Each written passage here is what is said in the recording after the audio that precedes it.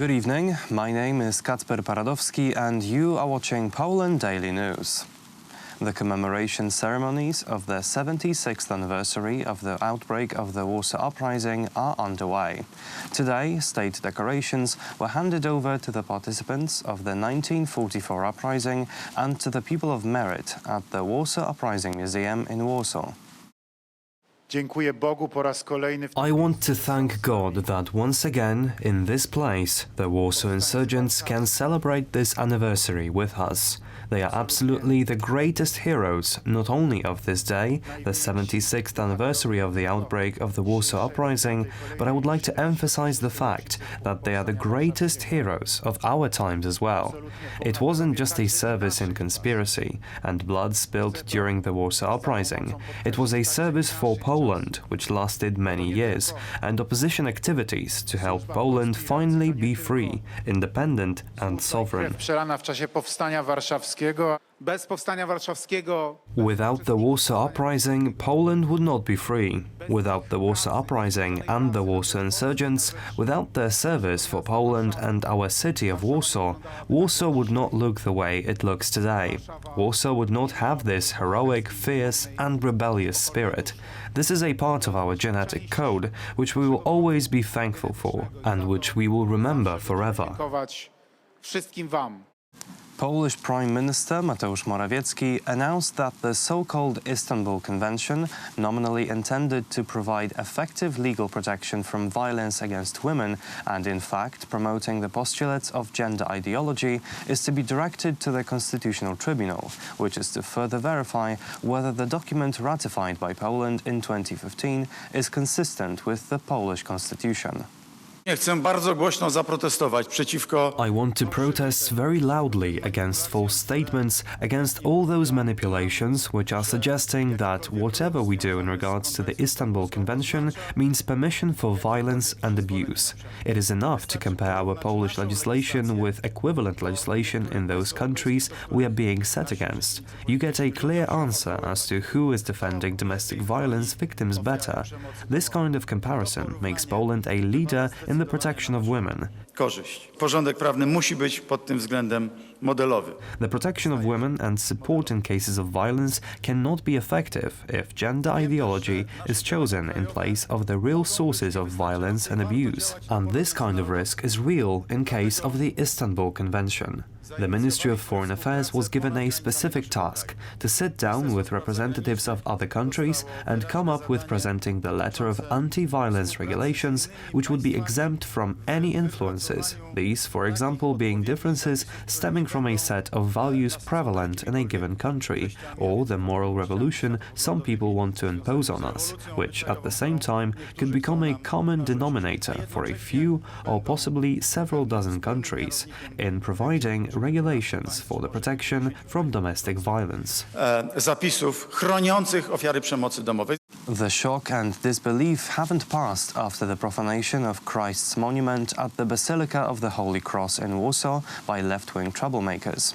Since yesterday, prayers and services are being held in the church, the intentions of which are reparations for such blasphemy.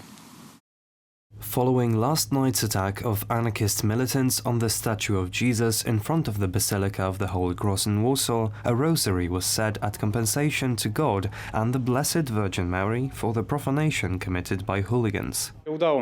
We managed to gather maybe a handful of people together, but in 5 hours we mobilized people on Facebook. We hope that God will be looking at us in a better light, because when Abraham was negotiating with God for the destruction of Sodom, God said that even if there were 10 righteous people in the city, he would save them.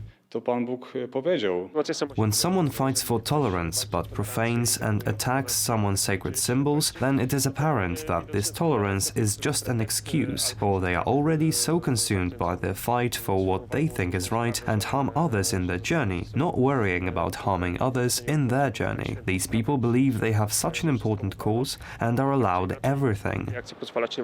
Yesterday's profanation to the monument in Warsaw was strongly condemned by Prime Minister Mateusz Morawiecki, who announced that he does not allow the desecration of religious and historical symbols. There is absolutely no permission to profane national and religious symbols in the name of any ideology. The values they symbolize, which are important for millions of Poles, are a heritage that is subject to special protection. One cannot become an aggressor under the guise of supposed equality. On Sunday at 6 p.m, a special service will take place for reparations for the perpetrators of the profanation, as well as for the whole of Poland. The head of the Italian Lega Party, Matteo Salvini, attended a Senate session ahead of a vote by senators on whether to allow magistrates to put him on trial on charges of kidnapping for blocking a migrant ship last year. The senators decided Salvini is to be stripped from his immunity in a Senate voting procedure, in which 149 voted for this measure to be implemented, with 141 votes against. Magistrates in Sicily had asked for Salvini's immunity to be lifted so they could press charges and eventually hold a trial for alleged abuse of office and the illegal detention of migrants at sea who were on board the open arms rescue ship. Last August, Salvini, head of the Lega Party, blocked the ship, which was carrying more than 100 migrants rescued at sea, while he held the post of Interior Minister in the previous government. Try to listen to me for just 10 minutes, because we already know that this will be a political vote. Let's try to get to the point. I thank the government for its abundant presence, both in form and substance. I thank the empty benches of the government that show their respect for this house. A prosecutor eventually ordered the seizure and evacuation of the ship, which was operated by the Spanish aid group Open Arms. Their rescue ship spent almost 3 weeks at sea last year after Salvini refused to give permission to dock when he was minister in Prime Minister Giuseppe Conte's first government. Questa è una nave pirata. This ship is a pirate ship that collected immigrants in Libyan waters on August 1st, 2019, and collected immigrants in Maltese waters on August 2nd.